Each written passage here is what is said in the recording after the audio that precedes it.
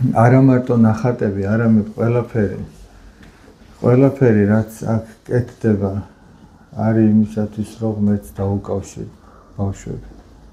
აი თითოეული ჩვენთაგანის მონდომება ეგ არის. რა სფეროც არ უნდა იყოს, გინდა ხატვა იყოს, გინდა სიმღერა იყოს, გალობა ხო თავისთავად ცხადია.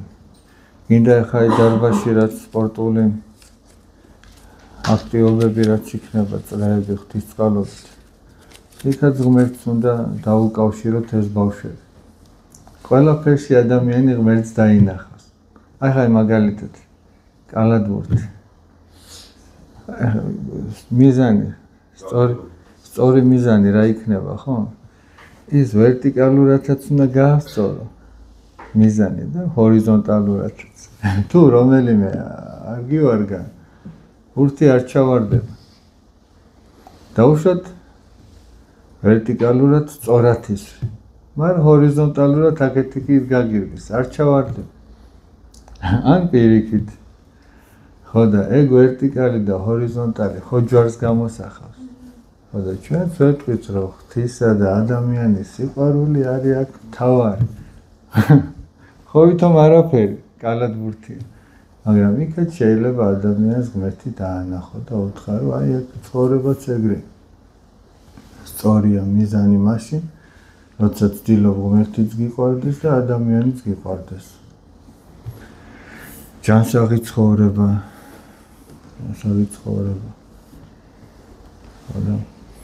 ჩვენ აი ხა რომ დავფიქრდეთ რა. არც მე და არც თქვენ და არც არავინ აქ შემთხვევით არ მოგვიყვანა ღმერთი, ხომ არ არის? აი არც ეს საკვირაო სკოლა აშენებულა შემთხვევით. მე მინდა გაგახსენოთ. თუ ვინმე აქ არის ისეთი, ვინც პირველ წირვას ესწრებოდა.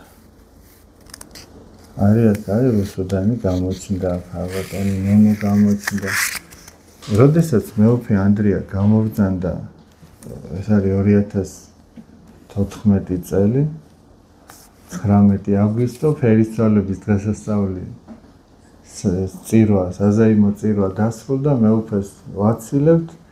ამ ეზოში არაფერი არ იყო მაშინ. ხოლო ტაძარი იყო და მეტი აქ არანაირი შენობა არ იყო, არანაირი ხეები და ისინი არ იყო. და მეუფემ აი აქეთ ხარეს გამოიხედა და თქვა რომ აქო სამრევლო სკოლა აშენდებაო, სადაც ახლა ჩვენ ვართ. მაშინ სამრევლო სკოლა კი არა, ხო გეუბნებით, არაფერი არ იყო მეთქი. ხო და ვერც ვერავინ ვერ წარმოიდგენდა. თუმცა მანამდე ასეთი რამეც იყო, რომ სანამ მეუფე მე აქ გამომიშვებდა, მე ეს არაერთხელ მაქვს ნათქვამი, ახალი არ არის, მაგრამ ვისაც ახალია, ხომ კარგი. მეუფე მითხრა, რომ იქო ბავშვები მოვლენა. ამას იცი რატო ვამბობ, რომ ეს ჩვენი მოგონილი კი არ არის, ჩვენი დამსახურება კი არ არის, ეს ღვთისგან იყო, რომ ასე მოხდა, იქო ბავშვები მოვლენა. და მე ვიფიქრე ხა რა უნდა გავაკეთო მეთქი რამე მე და დამევალება გულისხმობდი რომ აი ოჯახებში უნდა მივიდე, უნდა უთხრა რომ აი ბავშვები მოიყვანეთ თუ ასე შემდეგ სკოლაში უნდა მივიდე თუ არა მეთქი. მანამდე დოეში რომ მსახურობდი ფლავშიც, იქაც სკოლებთან ურთიერთობა ჰქონდა. სანამ არ აგვიგრძალეს შესვლა. ხო და აქაც ესე ვფიქრობდი, მეთქი რაღაცა ხერხით ეს ბავშვები უნდა მოიყვანო და არაო მეუფე მითხრა. იქო ბავშვები მოვლენო და შენ უნდა ასწავლო. ეს ხდებოდა იქამდე, ვიდრე საერთოდ ამ ტაძარში დამნიშნავდა მეუფე. ხო და აი როდესაც პირველი წირვა ჩატარდა და თქვა მეუფემ რომ აქო სამრევლო სკოლა აშენდებაო, ჩვენთვის ყველასთვის ახალი იყო და მაგაზე ნამდვილად არავინ არ ფიქრობდა. ანუ ეს იყო 8 წლით ადრე, ვიდრე ეს აშენდებოდა. და მანამდე აშენდა იქით მეორე კუთხეში, თქვენ იცით ახლა ის ძველი საკვირაო სკოლის შენობა. მანამდე ეს სიტყვები არავის არ ახსოვდა. მე ესე იგი იქ რო ბავშვები ვეღარ ეტეოდნენ. ვიფიქრეთ რომ გაგვედიდებინა ის საკვირაო სკოლა, სადღაც 5 მეტრი იყო შესაძლებლობა, რომ ცოტა მეტი ბავშვი მაქსიმუმ 100 ერთხელ იყო რომ 100 ადამიანი იყო ბავშვი ამ მშობლიანად. ძირითადად 40-60 ბავშვი მოდიოდა ხოლმე მარტო ბავშვი.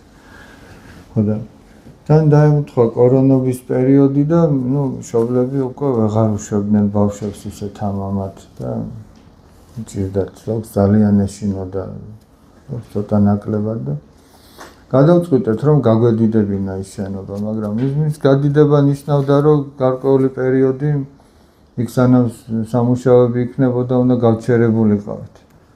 ამიტომ ერთ-ერთმა სტიქაროსანმა თქვა რომ მოდიო ავაშენო თუ აქ აი აქეთ გამოიხედა. როგორც მე ვფრთხილ თავის დროზე იქიდან აქეთ გამოიხედა, იმანაც მოდიო იქითო სადმე. აი ეს სურათი როა, ყველას გინახიათ ალბათ ეს სურათი. ეს არის გადაღებული ამ ღობეზე. რომ დავიწყეთ აქ აშენება ბავშვებთან ერთად იმ საკვირაოდან რომ გამოვედით რომ დამთავრდა საკვირაოს სკოლა. მოდიო გადავიღოთ ამ ღობეზე. აქ ღობე გადიოდა და დადგნეს ზოგი ღობე ზოგი ღობის წინ და გადავიღოთ სამახსოვრო ფოტო რომ აქ მერე საკვირაო სკოლის შენობა რო იქნება. ის იქნება სიმბოლური. ხოდა დავიწყეთ მერე აქ აშენება და მერე გაგვახსენდა რომ მე ვფრთხილ თქვა რომ იქ აშენდებაო სამრევლო სკოლა. ამას იმიტომ ვამბობ რომ ეს ღვთისგან არის და მადლობა ღმერთს რომ ჩვენ აქ მე ვიქნები თუ თითოეული თქვენთაგანი თუ ის მშობელი იმ ბავშვებისა თუ თავად ბავშვები ეს არის ესე იგი ჩვენ დაგვავალა ღმერთმა ამაზე ზრუნვა. მე ესე უყურებ ამ საკითხს, მე ესე აღვიქონდა. ალბათ ის მშობლებიც ვინც ესე უფრო მეტად გვერდში გვიდგანენ, ალბათ ეს მშობლებიც ესე აღიქვამენ ამ საკითხს. მარტო ის კი არა რომ თავის შვილებზე იზრუნონ. არამედ სხვებზეც და ის ბავშვებიც ახლა შეხედეთ, აი ის ბავშვები, ის პირველი ბავშვები, ვინც პირველად მოდიოდნენ, დღეს ესე იგი თავად ზრუნავენ სხვა ბავშვებზე, აი გვეხმარებიან.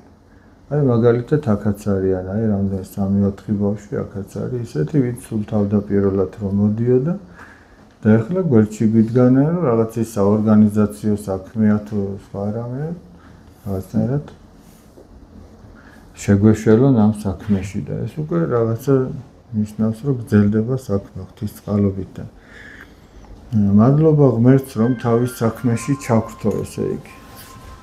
აი ღმერთის საქმეა მართლაც რომ აი პატარა ბავშვის სწორ აღზრდაზე რა თქმა უნდა ჩვენ ახლა მშობელს ვერ ჩავანაცვლებთ და ოჯახს ვერ ჩავანაცვლებთ, იმიტომ რომ ყველაზე დიდი სკოლა არის მშობელი და ოჯახი. მაგრამ ხო არის მთავარ სახელმძღვანელოსთან ერთად არსებობს დამხმარე სახელმძღვანელო, აი ჩვენ ვართ ესეთი დამხმარე თითოეული მშობლისთვის. თუ რა თქმა უნდა აქ რაღაცა ისეც მოისმენენ, რაც მათ გამოადგებათ და რომ მადლობა ღმერთს ყველაფერთვის. იქამდე გაგრძელდება ეს სანამ ღმერთს ესათნოება და მოეწონება და როცა ღმერთმა არ აქნას თუ მოხდა რომ აქ შეჩერდა, ესე იგი ეგ ნიშნავს რომ ღმერთს აღარ მოსწონდა ეგ რაც გეთდებოდა და ამიტომაც ღმერთი შეაჩერეს. ეხლა რაც შეეხება ერთ ასეთ საკითხს, ესე იგი აი დღეს სახარებაში იყო წაკითხული ასეთი სიტყვები. მოვედით, ეს არაერთხელ მოგისმენიათ, მოვედით შემდა ყოველნი მაშვრალნი და ტვირთმძიმენი და მე განგისვენო თქვენ. აღიღეთ უღელი ჩემი თქვენზე და ისწავეთ ჩემგან, რამე თუ მშვიდვარ და მდაბალ გულითა და ჰპოვოთ განსვენება ის სულთა თქვენთან. და დღეს მეუფე განმარტავდა, დღეს წირვა იყო წმინდა ისიდორე სამთავნელის ხსენებაა და სამთავისის ტაძარში წირვა იყო საზეიმო. იქ ამბობდა, რომ ნახეთ აი მაცხოვარი როგორ ამბობს. რომ უფალი ამბობს, რომ ესე იგი ჩემი უღელიო არისო ტკბილიო და ჩემი მტვირთი არის სუბუქი. და მაგრამ ეხლა აი ნახეთ როგორ არის მეუფე რას ამბობდა. განათავისთავად ეს კი არ არის ტკბილი სუბუქი, როგორ შეიძლება ტვირთი იყოს, მაგრამ აი ცოდვის ტვირთი, ცოდვის უღელი არის მწარე და არის მძიმე და არის წარწმედელი ადამიანისთვის. აი რაღაცა ცოდვაში ცხოვრობს ადამიანი და მისი უღელი არის მწარე, არის მძიმე და არის დამღუპველი ადამიანის. მაგრამ ქრისტეს უღელი არის ტკბილი, არის მსუბუქი და არის მაცხოვნებელი. და ისედაც ახლა რომ შეხედო ადამიანის ცხოვრებას, ხო? რამდენი განსაცდელი მოსდის ადამიანს, რამდენი გაჭირვება, რამდენი რაღაცა დაატყდება თავს, შეიძლება ცოდვის გამო. ცოდვის გამო და თვითონ აი ამ ცოდვაში ცხოვრებაც უკვე მძიმეა. ცოდვაში ცხოვრება უკვე მძიმეა. შეიძლება ღვთისმსახურებით რო იცხოვრო, ესეც მძიმეა. ნახეთ აი სახარებაში როგორ არის ნათქვამი, მე-11 ჟამის მუშაკი რომ არის იგავი, ხომ გახსოვთ? პირველ ჟამზე მოსულები ამბობენ, ჩვენო მთელი დღის სიმძიმე და სიცხე ვიტვირთეთ. ანუ ქრისტიანულ ცხოვრებაზეა ლაპარაკი. ანუ ესეა დახასიათებული ქრისტიანული ცხოვრება, შუა დღის პაპანაკებას არის შედარებული, ხომ ზერო აწყუნებს და აი ეს ვიტვირთეთო ჩვენ. ხო და მძიმე არის, მაგრამ ქრისტესთან ერთად ეს ტვირთი არის მსუბუქი და წმინდა ეგნატე ბრიანჩანინოვი ასეთ რამეს ამბობს. თითოეულ ადამიანსო თავისი ჯვარი მიაქვსო საცხოვნებლად. და თუ ადამიანიო თავის ჯვარს ატარებს იმ განწყობით, როგორიც ჰქონდა კეთილგონიერ ავაზაკს, რომელიც ქრისტეს მარჯვნივ იყო ჯვარცმული და ამბობდა, რომ ჩვენ სამართლად ღირსი, რომელი ვქმენით მოგვეგების, ანუ უფრო გასაგებად რო თქვა, ჩვენ სამართლიანად ვისჯებით. აი მარცხნივმყოფი ავაზაკი ხო ამბობდა, რომ წუწუნებდა, ქრისტეს გმობდა, შენ თუ ქრისტე ხარ, იხსენი შენი თავი, ჩვენც გვიხსენი. და მარჯვნივმყოფი კიდე შეგუებული თავის ხედრს ამბობდა, რომ ჩვენ სამართლიანად ვისჯებით.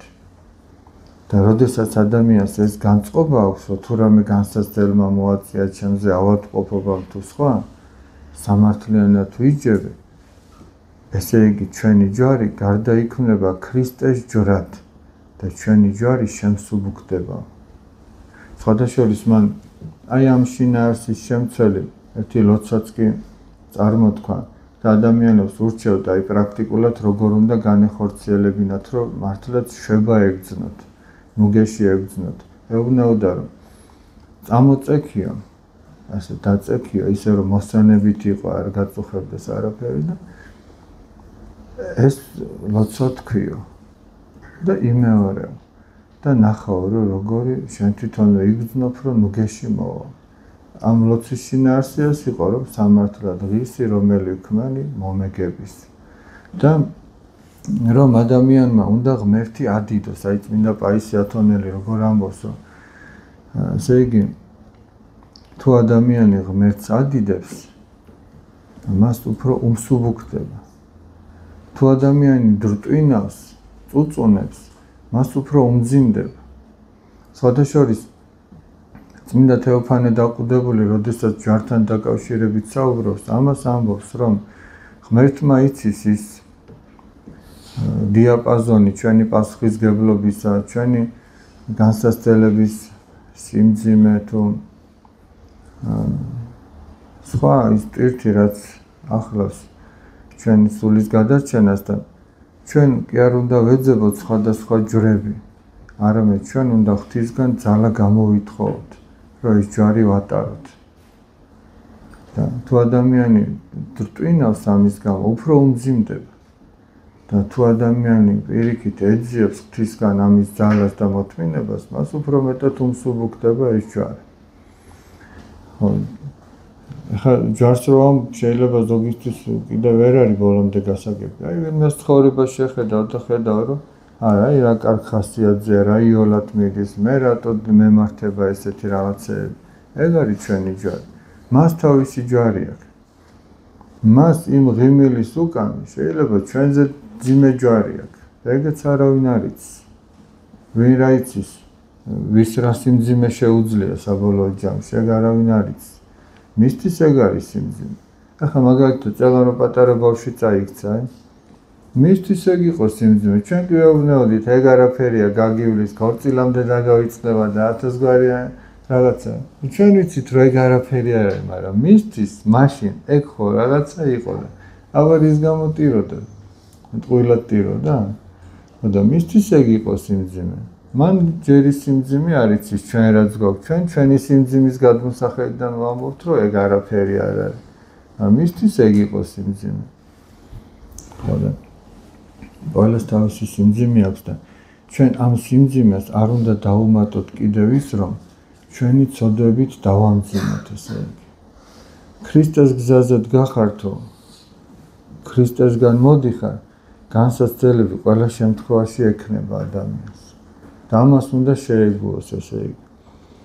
ოღონ შეეგუოს ისე კი არა, რომ მაინც უბედური ვიქნები, მაინც ცუდად ვიქნები, მაინც განსაცდელები მექნება და რაღა მეშველება, ეგრე კი არა, უბრალოდ რომ შეხვდება ეს განსაცდელები, უნდა იცოდეს, რომ რაიმე უჩვეულო კი არ ხდება. არამედ ხდება ის, რაც სახარებისეულად არის და რაც უფალმა გითხრა, რომ ეს გზა ქრისტესკენ მიმავალი არის ვიწრო და ადამიანი კიდევ უფრო უნდა ივიწროვებდეს თავისი ცხოვრების წესით. არის ვიწრო, ეკლიანი და ძნელად სავალი. ახლა როგორ უნდა ივიწროვებდეს ადამიანი ამ გზას? ყველაფერი, რაც არ ჭირდება, უნდა მოიშოროს. გახსოვთ აი მამაპაისის ფილმს რო უყურებდით, იქაც რა იყო ნათქვამი, თუ დააკვირდით. სულ რაღაცა 10 წამი იყო. კელიაშიო, რაც უფრო მეტი ნივთი გაქვსო, უფრო ის მოსვენებას გაკარგვინებს. ფიქრებს გაგიფანტავს. ეს მარტო ბერს კი არ ეხება და მარტო კელიას კი არ ეხება. საერთო ცხოვრებაშიც თუ გაქვს ისეთი ნივთი, რომელიც არ გჭირდება და კიდე ეგეთები ბევრი გაქვს, ის მოსვენებას გაკარგვინებს. ის ზედმეტ საზრუნავს გიჩენს. რაც უფრო არ ეცდები, რომ ესეთი ნივთები ბევრი გქონდეს, მით საზრუნავი ნაკლები გექნება. რაც უფრო ეცდები, რომ მხოლოდ იმით დაკმაყოფილდე, რაც მართლაც რომ აუცილებლად გჭირდება, საზრუნავი და თავის ტკივილი არის ნაკლები. ღმერთმა ადამიანი მარტივად შექმნა და ადამიანმა გაირთულა ცხოვრება. კიდევ ერთი რამ მინდა ვთქვა, რომ ბავშვებს ვეუბნავი ხოლმე, მაგრამ ბავშვებს კი არა, მე მგონი არ ჩვენ არ გვაწყენს ახლა რასაც ვიტყვი ესე იგი. ბავშვებს ვეუბნავი ხოლმე, რომ დღის განმავლობაში სულ რაღაც 10 გვერდი მაინც წაიკითხონ წიგნი. ახლა ჩვენ რომ მართლა ესე გავაკეთოთ, ხო არაფერი არ არის 10 გვერდი. მაგრამ რამდენი წიგნები გვექნება წაკითხული? აი რამდენი სასულიერო წიგნი გვექნება წაკითხული. თუნდაც აი რაზეც ახლა ვსაუბრობთ, წმინდა პაისის წიგნები. სადღაც 250-300 გვერდიანია მაქსიმუმ. დღეში 8 გვერდი წაიკითხო, ყოველ თვე ერთი წიგნი უნდა წაიკითხო. მე როგორ განუგეშებს, რამდენ რამეს გაიგებს სულიერად, მაგრამ თან ერთი რამ არის, რომ ერთი წაკითხვით ვერ გაიგებ. ახლა ზოგს გონია, რომ აი წავიკითხე და მორჩა, წაკითხული. ეგრე არ არის. ახლა თუ დავუშვათ ნაყინი ყოველდღე გინდა ადამიანს, რომ კიდე ჭამო, გუშინაც ხო ჭამე, ხო გაქვს ნაჭამი, მაგრამ ხო კიდე გინდა. მერე კიდე გინდა და მერე კიდე. ისიც ეგრეა. ყოველთვის უნდა მიბმული იყოს ჩვენი გული და გონება იმ წმინდა საკითხავს, წმინდა მამათა ცხოვრებას, წმინდა წერილს. ის რომ საკითხული გვაქვს, ეგ არ შევლის. საბავშვო მოთხრობა რო არის, მე ქალაქიდან შენ ქალაქისკენ. იქ წერია, რომ ესე იგი სხვადასხვა ასაკში უნდა წაიკითხო. და შენ ბოლოში არის აქ რაღაც პატარა ფურცლებია დატოვილი და შენ ის თაბეჭდილებები უნდა დაწერო. ეგ იმიტომ, რომ სხვადასხვა ასაკში სხვადასხვაგვარად აღიქვამ იმას. იმ წმინდათა ნაწერებსაც ეგრე აღიქვამ, სახარებასაც ეგრე აღიქვამ. სულიერი სიმაღლიდან თუ ასაკიდან გამომდინარე აღიქვამ და ახალ-ახალ რაღაცებს აღმოაჩენ. იცით აი რამდენი რამე აღმომიჩენია, რომ არადა თვალწინარ იყო.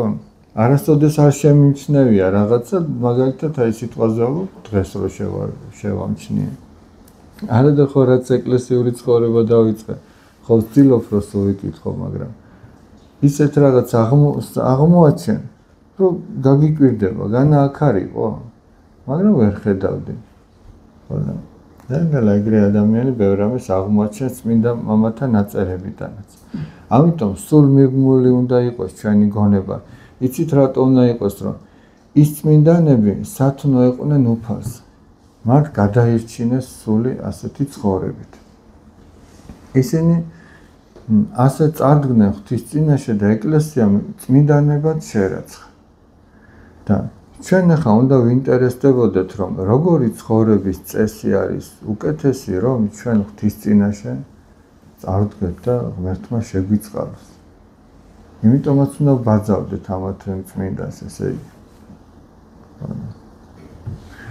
ყოველდღე 1000 გვერდი წაიკითხოს ადამიანმა. თუმცა თუ ეს ლაპარაკი ისევ ლაპარაკად დარჩება, არაფერი არ გამო. ჩვენ უნდა ვეცადოთ, აი გადადო 1 საათი თუ ნახევარი საათი, რამდენიც გჭირდება. აიო და გადახედე, წაიკითხო. მე რაღაცაზე დაგაფიქრებს, რაღაცას სხვაგვარად შეგახედებს. თორემ შეიძლება ჩვენ შორისაც არიან ისეთი მრევლი, რომელიც მხოლოდ შემოიფარგლება იმით, რომ მცირე ლოცა წარმოთქვას, დილით თუ საღამოთი, ახსარება თქვას, ეზიაროს და არ ვითარდება. ჩვენ არა ვართ მოსე, არა ვართ ელია თესბიტელი, არა ვართ ნოე თუ აბრაამი, რომ ღმერთი მათ ელაპარაკებოდა. ჩვენ უნდა თავი დავიმდაბლოთ. ჩვენ ესე ღმერთი არ გველაპარაკება. ზოგს კი აქვს ხოლმე იმის განცდა და წარმოდგენა, რომ აი წმინდანები ელაპარაკებია, ღმერთი ელაპარაკება. ჩვენ ის გვეზარება, რომ წიგნი გადავშალოთ და ღმერთი რანაირად დაგველაპარაკება. ჩვენ წიგნი უნდა გადავშალოთ და ვისაც დალაპარაკებია ღმერთი და მან ჩვენამდე მოიტანა, აი ის უნდა წავიკითხოთ. ხო, ეგ თავის მოტყუება იქნება, რომ აი ადამიანმა წიგნი არ იკითხოს დღეს და ცდილობდეს, რომ აი სულიერი ცხოვრება ჰქონდეს. ეგ თავის მოტყუება იქნება.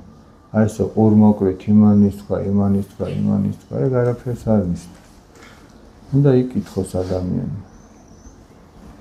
და არა მარტო თავისთვის უნდა იკითხოს, არამედ სხვებისთვისაც. მით უმეტეს სასულიერო პირმა სხვებისთვის უნდა იკითხოს. აი მე რაღაცას კითხულობ ხოლმე. ხშირად მაქვს ეს განწყობა, რომ აი ახლა აქედან რა არის უკეთესი, რომ მიიტანო მრევლთან. რა შეარჩია, როგორც მშობელი რომ მიდის და საკვებს რო ნახულობს, აი ეს კარგი იქნება ჩემი შვილების ჯანმრთელობისთვის, ამას წავუღებ, მოდი აი ეს ჩასაცმელი კარგად მოვა. ხო, ზოგი ეგრეა, რომ აი რაღაცა სულიერი პრობლემაა, ხო და აი ეს გამონათქვამი თუ რაღაცა კარგად არგებს ამ ადამიანს. ახლა მოუხდება, რომ ეს მოისმინოს, ხო, თუ მოისმინა, რა თქმა უნდა. და ესე რომ კითხულობს სასულიერო პირი, იმაზე ფიქრობს უკვე, რომ ეს ვის მოუვა კარგად. ეს აზრი თუ ეს ამ წმინდა მამის ცხოვრება თუ ამ იმასაც ფიქრობს, უკვე ის მარტო თავისთვის კი არ კითხულობს.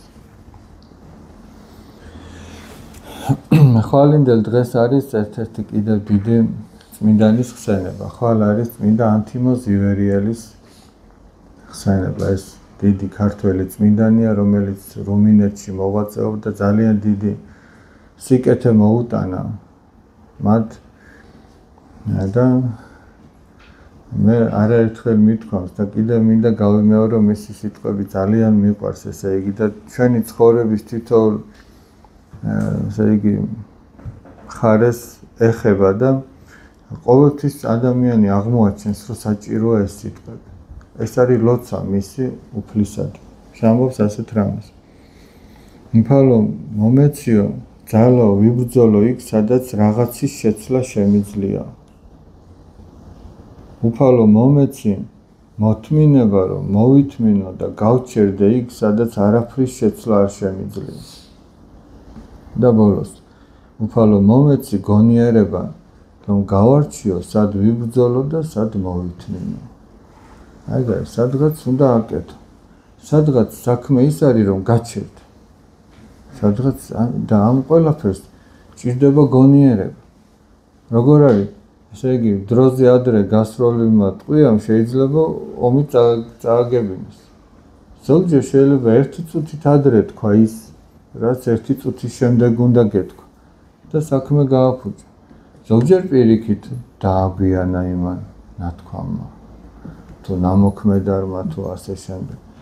ამიტომ აი ყველაფერი რომ თავის დროზე ისე აკეთო, ან არ აკეთო, მაგას ჭირდება გონიერება. მაგას ჭირდება როგორც წმინდა პაისი ათონელი ამბობს და არა მარტო ის, არამედ ეს წმინდა მამათა მიერ აღიარებული ერთ-ერთ ძალიან დიდ სათნოებად, ეს არის განსჯის უნარი. განსჯის უნარი იმას კი ანიშნავს, სხვისი განსჯის და განკითხვის სიყვარული რო გვაქვს. განსჯის უნარი ნიშნავს, რომ კეთილგონივრულად განიხილო იმ დროს რა არის საკეთებელი. იმ დროს რა არის ღვთისთვის სათნო და მოსაწონი. ყველაფერი. რაღაცა შეიძლება სხვა დროს რომ კარგია, იმ დროს შეიძლება არ ვარგან. მაგრამ აღსარება ყოველთვის კარგია. ზიარება ყოველთვის საჭიროა. დღეში ერთხელ შეიძლება რომ ადამიანი ეზიაროს. ამას იმიტომ უსწამხავს, რომ ზოგი სპორტული ჟინით არის ხოლმე შეყვრობილი და რაც შეიძლება ხშირად შეიძლება რომ მიუშო ყოველ დღე ეზიაროს. ზოგი წელიწადში ერთხელ შეიძლება ეზიაროს, მაგრამ ყველაფერს თავისი ზომა და წონა ჭირდება. არც ის არ ვარგა, დიდი ხანი დაიკარგო და აღარ ეზიარო, მაგრამ არც ის რომ ყოველ დღე რო ეზიარო, არ არის კარგი. კარგია, მაგრამ ჩვენ გვაქვს ისეთი ცხოვრების წესი, რომ ყოველ დღე შეიძლებოდეს ჩვენი ზიარება? აქაც ის არის დასაფიქრებელი. ამიტომ არის რა წირვის წინ, ზიარების წინ რაღაცა განსაკუთრებულად უნდა მოემზადო ადამიანი. იქ მარხვა უნდა შეინახო, იქ ყველასთან რაღაცა მშვიდობა უნდა გქონდეს, იქ ლოცვით უნდა მოემზადო, იქ თავშეკავებით უნდა მოემზადო.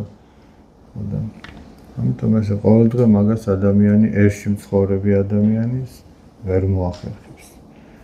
ამიტომ ამ რეალობასაც ადამიანმა თვალი უნდა გაუსწოროს, მაგრამ არც ისე რომ ზოგიერთ ჩვენგანს რო შევია, ესე იგი სანამ არ მოგენატრება და იმასაც არ მოენატრებია, არ გამოჩნდება. უნდა მოვიდეს თავის დრო. შეიძლება ჩვენ არ გვინდა, ჩვენი ნებაც დაზიანებული, მაგრამ ჩვენ ვიცით რომ ეს არის საჭირო. და ამიტომ უნდა გააკეთო. მოგძანდით.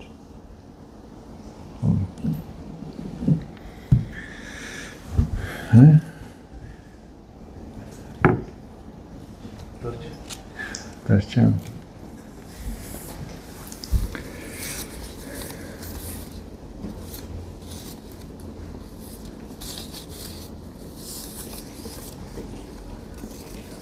როგორ ვიცხოვროთ ისე როგორც ქრისტე გვასწავლისო. მომენტ. ეს ბავშვების შეკითხვა იყო სხვათა შორის, მაგრამ მე არ მგონია რომ დიდებს აწყინოთ. როგორ უნდა იცხოვროს ისე ადამიანმა, რომ ქრისტე როგორც გვასწავლის. ძალიან მოკლედ რო ვთქვათ, უნდა იცხოვროს ღვთისთვის. აი ყველაზე მოკლედ ალბათ ეგრე გამოვიდოთ. სიყვარულით უნდა იცხოვროს ღვთისთვის. აი ჩვენ რო დავაკვირდეთ, ესე იგი ჩვენი საქმეების თუ სურვილების უმეტესობა ვის ეძღვნება, სხვას თუ ჩვენ საკუთარ თავს. და აღმოვაჩინეთ, რომ ჩვენ ჯერ ისე ვერ ვცხოვრობთ, როგორც ქრისტე გვასწავლის. რატო უნდა ვიცხოვროთ ღვთისთვის? იმიტომ რომ ქრისტიანობა ეგ არის, ღვთის ცხოვრება. ქრისტე ჩვენთვის მოვიდა. ქრისტე თავისთვის არ მოსულა. ღმერთი ადამიანა თავისთვის არ მოსულა. მან ეს ჩვენთვის გააკეთა. და თუ გინდა რომ ჩვენ ქრისტიანები ვიყოთ, ქრისტეს უნდა მივბაძოთ. ქრისტე ღვთისთვის, ანუ ჩვენთვის, თავისი შვილებისთვის მოვიდა. და თუ მე არაერთხელ მithქვამს, თუ წმინდა მამათა მიერ რა თქმა უნდა, ადამიანსო სხვაზე ფიქრი არ დაუწყია, ესე იგი ჯერ მას ქრისტიანობა არ დაუწყია. რამდენჯერაც არ უნდა ეზიარო და აღსარება თქვა და ასე შემდეგ. თუ ჩვენს ფიქრებში სხვა არ არის და ჩვენი ფიქრების ამოსავალი ყოველთვის ეს ვერ იქნება, რა თქმა უნდა, ადამიანმა თავის თავზეც უნდა იფიქროს, მაგრამ უნდა დავაკვირდეთ, ესე იგი. ეგოისტური ხო არ არის ჩვენი ცხოვრება. ყველაფერს იმითი ხო არ საზღვრავთ, ეს ჩემთვის რამდენად კარგი იქნება, რამდენად კომფორტულია, რამდენად მისაღები. მე ხო არ შევწუხდები სადმე, ხო არ დავიღლები, ხო არ მომშივდება, ხო არ შემცივდება, მე ყველგან მე არის. სადაც ყველგან მეა, იქ ქრისტეს ადგილი აღარ რჩება. და სადაც სხვაზე არის ფიქრი დაწყებული, ქრისტიანობა იქ იწყება.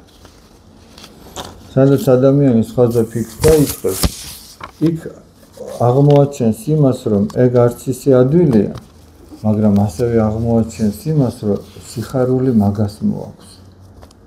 სხვაზე ფიქრს და სხვაზე ზრუნვას მოაქვს სიხარული. შენი თავისთვის გააკეთებ 100 ჯერ რაღაცას და ის სიხარული არ იქნება. სხვისთვის ცოტა გაწვალდები ერთხელ გააკეთებ და სიხარული იქ იქნება. აი მაგასაც აღმოაჩენს ადამიანი. და არა და ჩვენ ვტყუდებით, ესე იგი, ჩვენ როდესაც ჩვენი თავისთვის რაღაცას ვაკეთებთ, გონია რომ ეს სიხარულს მოგვანიჭებს. მაგრამ აღმოაჩენთ კი რომ სიხარულს ეს არ გვანიჭებს. პირიქით ეს დაღლას გვანიჭებს, სულის სიცარიელეს გვანიჭებს, გამოფიტვას გვანიჭებს. თუ ამას მონიჭება ქვია. და სიხარულს ის გვანიჭებს, როცა შენ მოითმენ, გადადებ რაღაცა შენს სხვისთვის გააკეთებ. და რაც უფრო მტკივნეულია ეს პროცესი, რომ შენი გადადო და სხვისთვის გააკეთო. შედეგად ის უფრო მეტ სიხარულს მოიტანს. რაც უფრო იოლად კეთდება ეს და თან ჩვენ ვიხარია რომ აჰა რა კარგია, ჩვენ არაფერი მოვიკელით და სხვისთვისაც თუ იოლად გაკეთდა, სიხარულიც ნაკლები იქნება. თუ ცოტა ადამიანმა ჭირი ნახა აქვს, მაშინ მეტი იქნება ეს სიხარული. ეს თქვენს კარგად იცით, ხა მე ახალს არაფერს არ ვამბობ. თქვენ უმეტესობა ასაკით ჩემზე დიდი ბრძანდებით და გამოცდილება ცხოვრებისეული მეტი გაქვს. ამისთანები ბევრი გინახიათ, ესე იგი. მე ახალს არაფერს არ ვამბობ, უბრალოდ მე იმას მივაბი ეს სიტყვა, რომ ქრისტიანობა ეს არის. აი შეკითხვა რა. როგორ ვიცხოვროთ, როგორც ქრისტე გვასწავლებს. ვიცხოვროთ სხვისთვის. ქრისტე ეგრე გვაქვს და ის ხო ვინ არის? სხვა ის კი არ არის ვიღაცაი. სიტყვაზე ჩინეთში და ავსტრალიაში რო ცხოვრობს. ის სხვა წინ არის. აი დავითისთვის არის ბარბარე. თავისი დაიგო. ინესთვის ალექსანდრია. ჩვენი მშობლებია, ჩვენი შვილებია, ჯერ ის არის. ჯერ თუ ის არ გიყვარს, ტყუილია ეხლა მეზობელი გიყვარდეს, აი ოჯახის წევრი არ გიყვარს და მე ახლა ამას რა მოსდევს ხო? გავდივართ ოჯახის წევრზე ვლაპარაკობთ მეზობლებთან. ესე იგი რა გამოდის, ის მეზობელი უფრო გულშემატკივარია, ვიდრე ოჯახის წევრი? ეგ არის ოჯახის ღალატი. ღალატს თავისი ზომა წონა აქვს და თავისი ფორმები და ესეც ღალატის სახეობაა. მე ხა გავიდე და ჩემს მეუღლეზე ველაპარაკობ, ჩემს ძმაკაცებს. ღალატი არ არის, როგორ შევხედავ ჩემს მეუღლეს თვალებში, თუ ამას ვიზამ. თუ ცოტა რაღაცა სინდისი შემოვჩენია, ვერ შევხედავ. თუ ისიც აღარ არის, მაშინ ისე კარგად შევხედავ, როგორც დაგიბარებია, მაგრამ წესით ვერ უნდა შევხედავ. აი იქიდან იწყება სიყვარული, იქიდან იწყება სხვაზე ზრუნვაც. აი ილია ჭავჭავაძე როგორ ამბობს, ნახეთ, არისო ოჯახის კაციო. აი ქრისტიანობას რო დაუკავშირ, ოჯახის კაცი, რომელიც ოჯახზე ზრუნავს. ვიღაცას სიყვარული კიდე უფრო მეტი აქვს და აი ოჯახის იქითაც წდება მისი სითბო და სიყვარული და ეს არისო გვარის კაციო.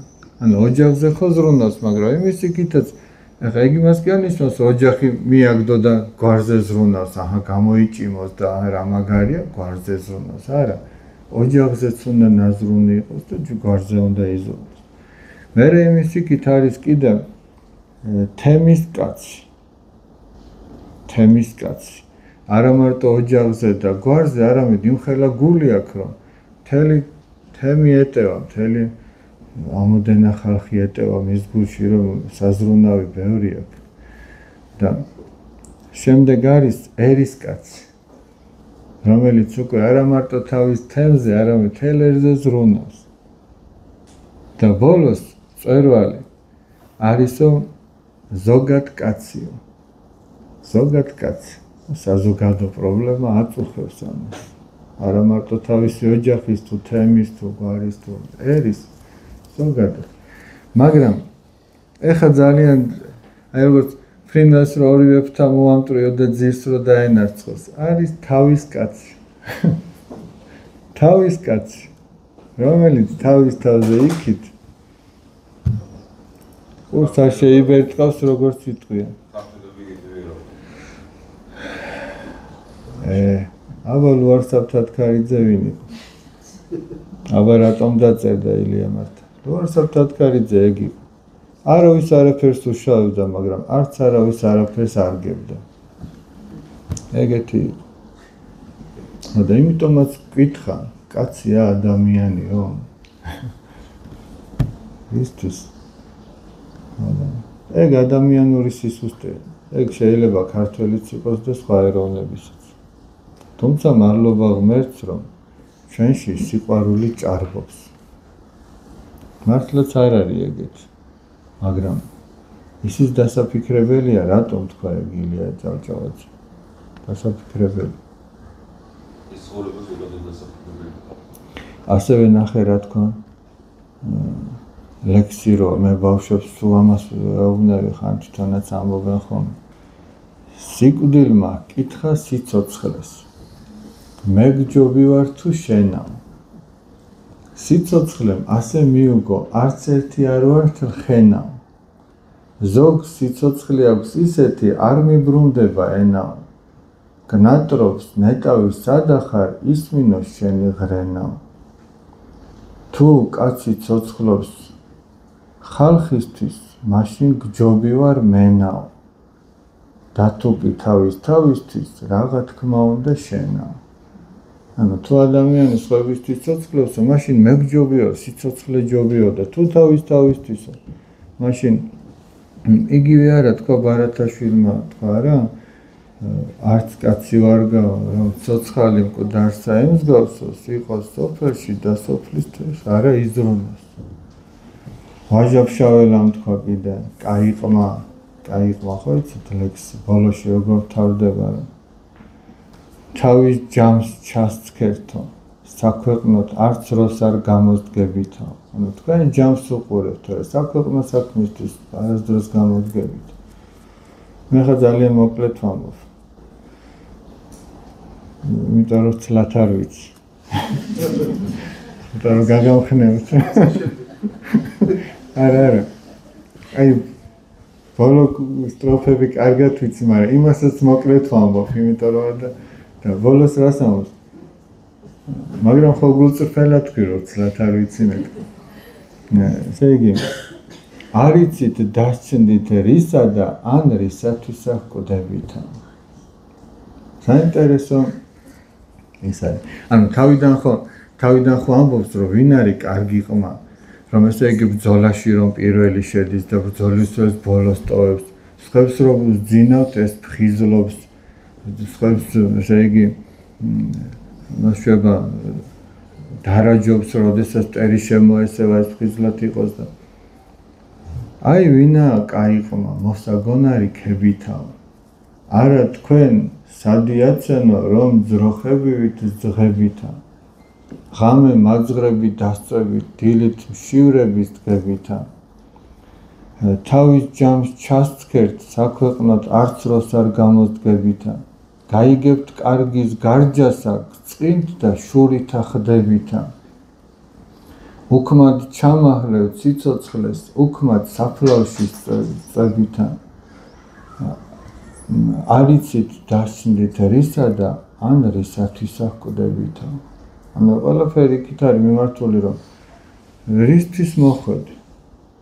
ხო, აი რო დაუსვა შენს თავში გითხრა, რისთვის მოხვედი? თუ მარტო შენ ჯამს უნდა უყურო, თუ მარტო არ გამოდის. თუმცა ეს სიტყვები ლამაზად კი ითქვა სხვადასხვა საზოგადო მოღვაწეთა მიერ, მაგრამ ჩვენ რამდენად შეუსაბამებთ ჩვენს ცხოვრებას და თუ იქნება ჩვენი ცხოვრება ცეთივე ლამაზი, ეგ არის მთავარი. და ეს ალაპარაკოთ სასწაულად ადვილი ეგ ლექსები, მაგრამ სამოქმედოდ რთული. როგორ ამბობდა მამა გიორგი, მოწამეთაში რო იყო. თუ არ ვწდები ის ამბობდა. ქართველობა რთულია, მაგრამ აუცილებელია. რთულია, ეგრე იცხოვრო. ქართველობაში ის არ გულისხმობდა მარტო ქართველობა ქრისტემდეც იყო ქართველობა, მაგრამ ჩვენ იმ ქართველობაზე ვლაპარაკობთ, ქრისტეს სულით რო გაიჟღინთა და ქრისტეს ირვა, იმ ქართველობაზე ვამბობთ. მართლა მოგვანიჭოს ჩვენ ძალა, რომ ყოველთვის დავრჩეთ იმ ქართველებად, რომელიც იქნება ქრისტეს ერთგული. ამინ.